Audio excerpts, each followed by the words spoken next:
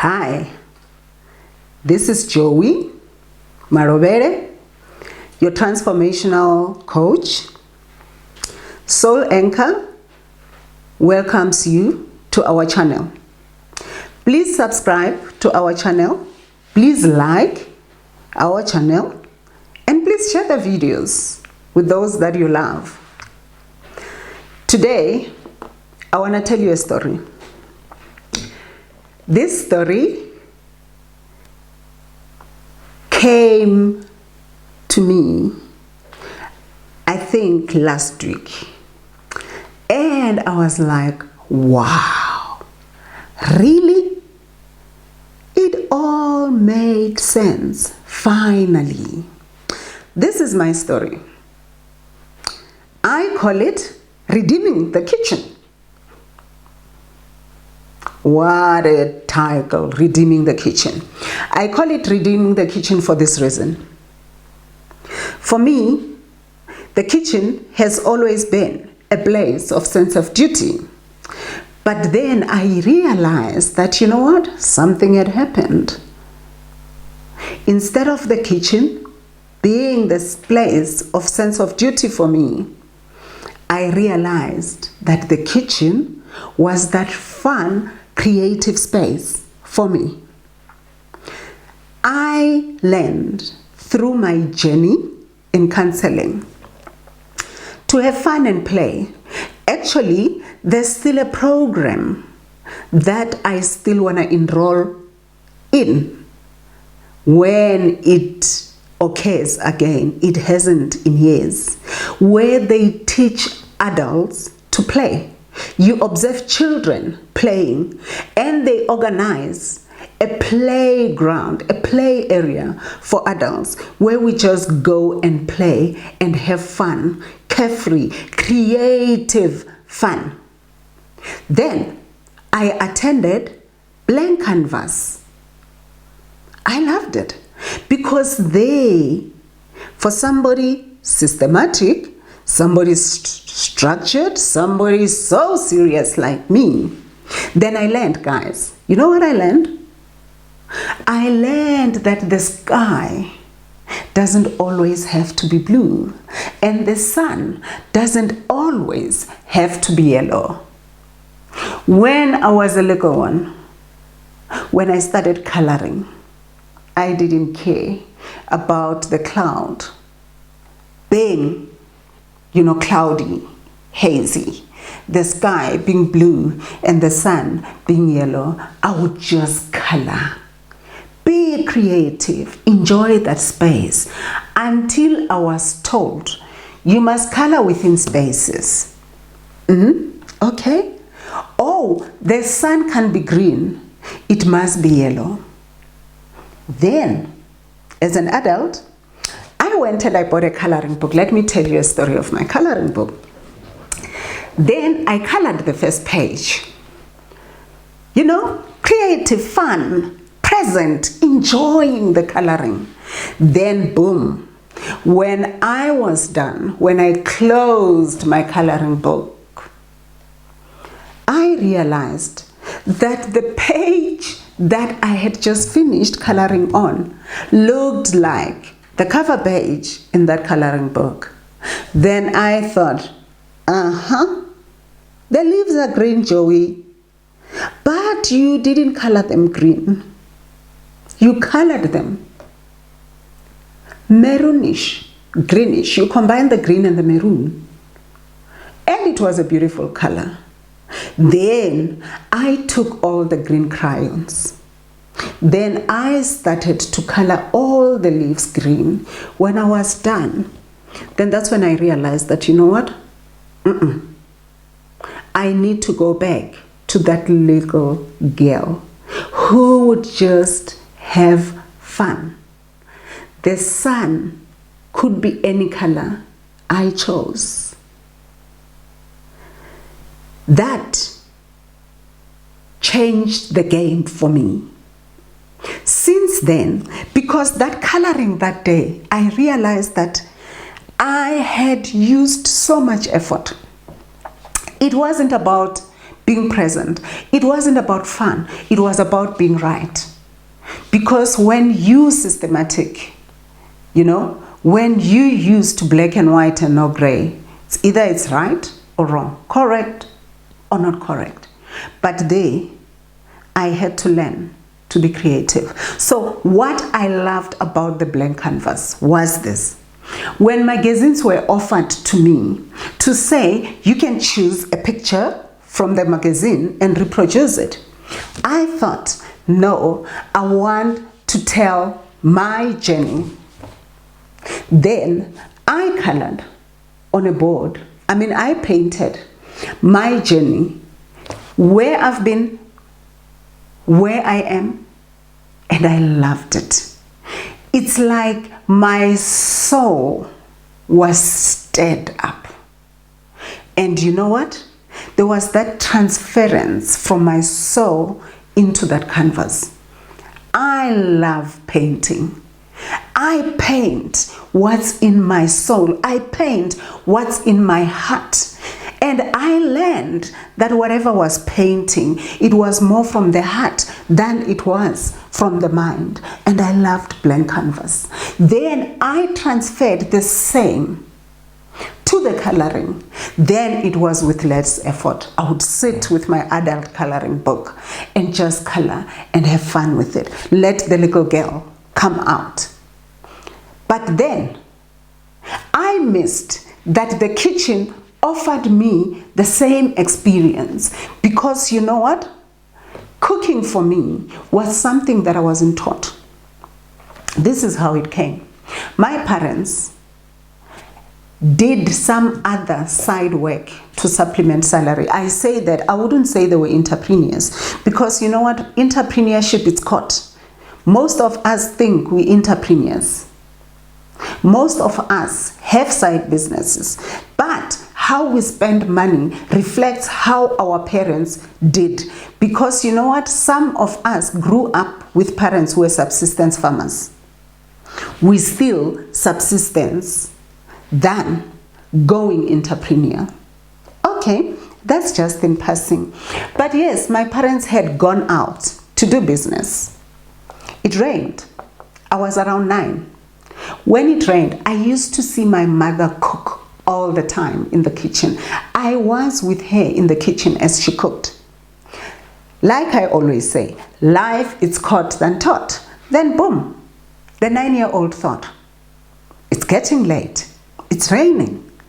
These people, my mom and dad, when they come back, they are going to be tired.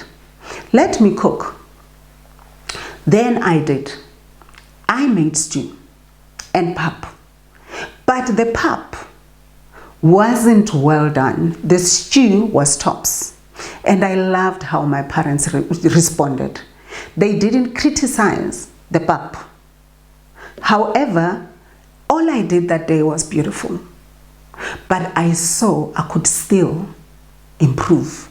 Then I asked my mother to teach me how to cook pap, and she did. Then I mastered it first time. Then I enjoyed cooking when they were not there, to make their lives easy. That's how I started cooking. I took what I caught and translated it into cooking. I wasn't taught. Then, with the kitchen, I continued cooking when my mother wasn't there. I cooked. As a teenager, my mother traveled for work. When she was home, I could see how tired she was, and she did her best to provide for us. We were well provided for. And I decided that when she was home, I wanted her to rest. Then I would cook. Then I cooked most of the time. Then I ran the household, and they saw that, you know what, this one does very well. Then I became the mother in the house. I had to plan meals before I went to church. I did grocery shopping. I did everything. It was on me. Then my mom She had this thing in her family. People loved to visit her, relatives. People's birthday parties, extended family and relatives were celebrated at my home, and it will be a ball. Parties were something else in my home growing up. Then I would help with the cooking, the baking, and everything, as some of my aunts prepared, and it was just beautiful. Then I would do that. Now, when the cousins and everybody came to visit, there were times when there would be 20 plates on the table, and guess who cooked? I did. Sense of duty. When others were playing, when the cousins were having fun, I knew that at a certain time I must go and cook. Cook for everybody. I didn't even know the term parental invasion. I didn't know it. Only later, with learning, relearning, and unlearning, I came across that term and I could identify. I cooked when everybody was playing, as if it's not enough, because I was a great cook. The other mamas in the community knew I could cook well. Then when they hosted Stokvels, they would ask me to cook for them, give me money to go buy groceries, buy ingredients that I needed to produce, great meals, great menu, great meals. And that would put their Stokvel, their hosting, on a map. And they would give me pocket money in exchange for the cooking. Duty. Okay, now I get married. When I get married, the family has a makoti, their new cook, the new kitchen owner. It's in the house. When I got married, I was working at a hospital that was far away from where I was married. Woke up early in the morning and made the long journey to my place of work. After work, I had 2 taxis to catch from my work to the main town in the city, from there, the city, to the village. By the time I got to the village, I was exhausted. When I got there was no cooking done. They were waiting for me to come and cook. There were times when I felt like, you know what? This doesn't make sense. I work, I buy groceries, I do this. But then, before I came, who was cooking in this family? Because it's like now, there's me who must cook. I raised it with my husband, who raised it with his mother. And he was told that I cook well and they enjoy my meals. Indeed, I knew I cooked well, but it was taxing on me physically. Then the things changed. When they changed, then I would come back, the pap was cooked, the stove was nice and cold. You can see the pap was cooked a while back. Now they are waiting for me to come and finish the cooking. And mind you, then microwaves, this, we had to defrost the old way and all that. Then I cooked. Then it was sense of duty. Okay, fine, I've been cooking all my life. Then when I moved out and I had my own place, then I cooked. But then at that point, I redeemed the cooking from sense of duty to serving. I had to teach myself to say, I'm not gonna cook at my home for my husband because culture says. I didn't like, how culture presented a woman and a wife. Then I chose that, you know what, I'm gonna cook because I love him. I'm gonna cook because he treats me well. I'm gonna cook because, you know, it's like he's planted a seed, and this seed has given fruits, and he's just enjoying the fruits. Then I cooked. I wouldn't say every day was fun. There were times when I was lazy and I didn't feel like cooking. And one thing about my husband, he doesn't like takeaways. Yes, he struggles with takeaways. You know, even going out to restaurants. Oftentimes we go out, he comes back home, and he pays a price. He's gonna be in the loo, you know, there will be several trips for him to the loo.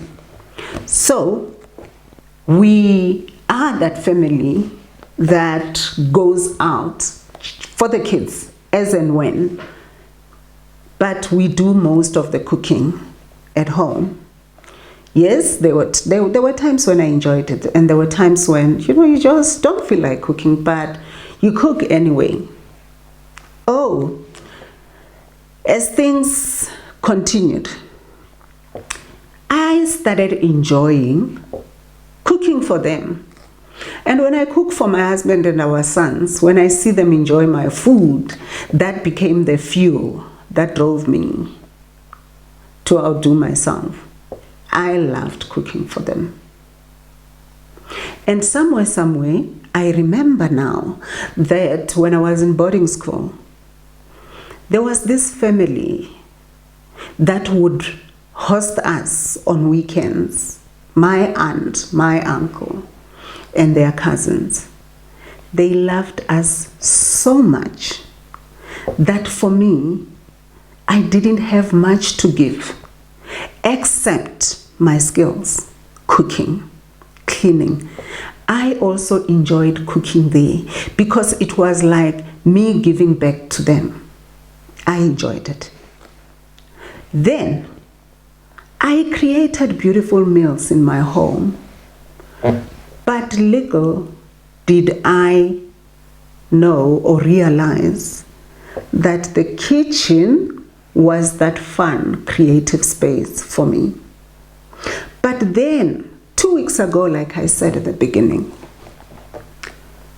as I was preparing green salad, I love preparing green salad. I prepare it differently every time. How I place that tomato, cherry tomato, how, you know, I place everything. It's placed strategically and intentionally.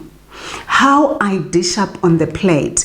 Then I realized that, you know what, girl, I've always had this gift. When I leave work, every time I knocked off early, I trained my helpers to cook, and everybody who's ever worked for me ended up a great cook. But every time I finished work early, I would call the helper, don't cook, I'm coming to cook. Then, on my way home, I have that plate. I have a mental picture of the plate, and I also, you know, I taste the flavors before I cook. When I cook knowing what I want. I have seen and I have tasted. Then it becomes that. That's how it's always been for me. Every time when I cook, I have a mental picture. I don't just hit the kitchen. When I wake up to make breakfast, when I wake up to make a smoothie, already I know what I want to see. But I didn't realize that, you know what? It's that creative mind that I've always wanted to have. I've always had it. But because I didn't see and recognize the fact that I had redeemed my creativity, and the kitchen has always been staring at me, you know, that creative space that I've always had. I didn't even have to go buy brushes, paint, and a canvas. I didn't have to go buy crayons, the collection of crayons that I had, because I've always had the kitchen. My husband enjoyed my cooking in such a way that he's always made sure that he invests in the kitchen. Doesn't matter the price, but he makes sure that he enables that creativity. And even there, I had missed it. For me, there were times when I'll tell him that, you know what, the expense that we're spending, it's too much. The type of stove, the type of oven. We would buy kitchen magazines and research, and I would love this. But then I wasn't going to buy it. But then he would make sure that I get it. He has always enabled me. My son was not taught to cook. I've got this son who cooks like there's no tomorrow. He taught himself. Very creative. Produces in the kitchen what I don't produce. He is the master of fine dining. He says I do soul cooking. I had to learn what soul cooking is. But now I've entered the fine dining space. I just need to work on my portion sizes, because you know what, soul cooking, big portions. I just need to work on that. But I'm enjoying being creative in the kitchen. It's my place of creativity. How it started, the entire journey, when I redeemed it, it became a place of fun and creativity. I love it. It's where I get to relax.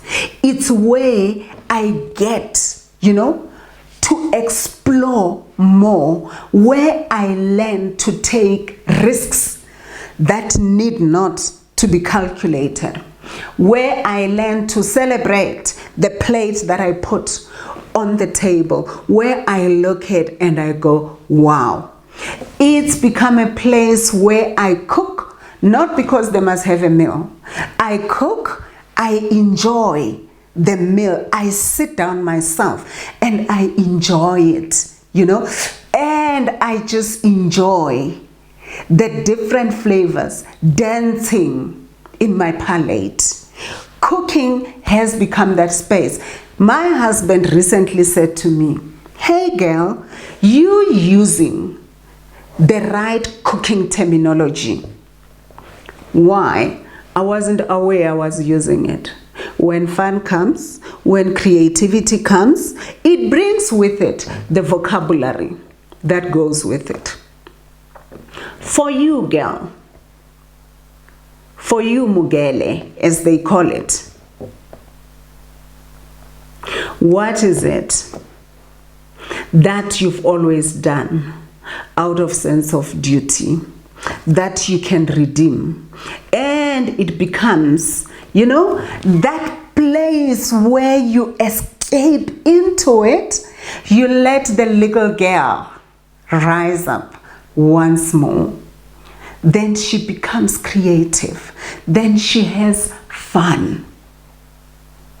It could have started as a sense of duty for you, but you can redeem it and make it that space of creativity, that place where you escape and just have fun. What is it for you? Redemption time, girls. Kitchen for me, my place of fun. Guys, the kitchen is not only for girls, it's for you too. You can make it your place of fun too. A place of fun. But before it becomes that place of fun, there are things to redeem. What needs redeeming? You have your notebooks. Make your notes. Start embarking on that journey of fun, creativity, and celebration. Thanks for watching.